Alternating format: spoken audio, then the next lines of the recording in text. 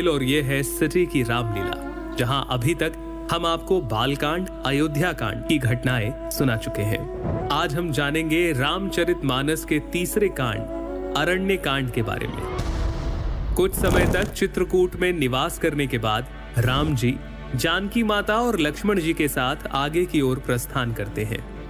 अरण्य कांड में इंद्र के पुत्र जयंत का भी प्रसंग आता है, जो श्री राम के बल की परीक्षा करने के लक्ष्य से कौवे का रूप धारण कर माता सीता के चरणों में चोंच मार देता है। माता के चरणों से जब रक्त बह चला, तब श्री राम ने एक सीक को अभिमंत्रित कर जयंत की ओर छोड़ा। जयंत बचने के लिए अपने पिता इंद्र के पास भी गए, लेकिन उन्होंने भी रामद्रोही को शरण नहीं दी। अंत में वो श्री राम से क्षमा प्रार्थना करता है और श्री राम कौवा रूप धारण किए इंद्र पुत्र को काणा कर जीवन दान दे देते।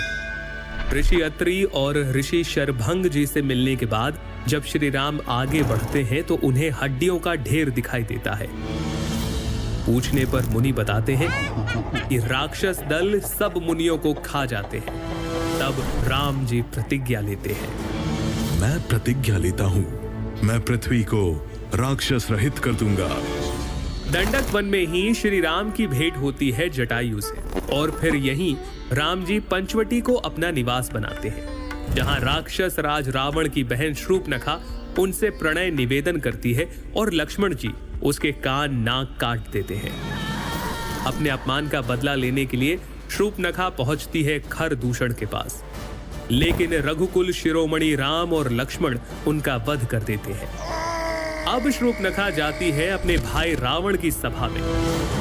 वहीं दूसरी तरफ स्थिति की गंभीरता को समझते हुए और सीता माता की सुरक्षा के लिए श्री राम उन्हें राक्षसों का अंत होने तक अग्नि में निवास करने के लिए कहते हैं। हे प्रिय, मैं अब कुछ मनोहर लीलाएं करूंगा, इसलिए जब तक मैं राक्षसों का वध करूं, तब तक तुम अग्नि में निवास करो। इसके बाद मारीच का स्वर्ण मृग बनकर आना और उसका मारा जाना, ये प्रसंग आता है। इधर रावण द्वारा सीता माता के स्वरूप यानी माया सीता का हरण किया जाता है और जानकी विलाप करते हुए कहती है, हे रघुनाथ जी, आपने किस अपराध पर मुझसे दया भुला दी। हे लक्ष्मण, तुम्हारा दोष नहीं है, मैंने क्रोध किया और उसका फल पाया।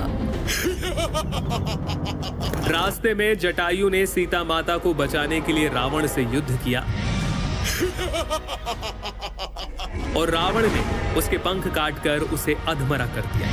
फिर राम जटायु संवाद और शबरी से श्री राम की भेंट, जहां शबरी उन्हें पंपा सरोवर जाने का सुझाव देती है, और इसी के साथ अरण्य कांड की समाप्ति होती है। रावणारि जसु पावन,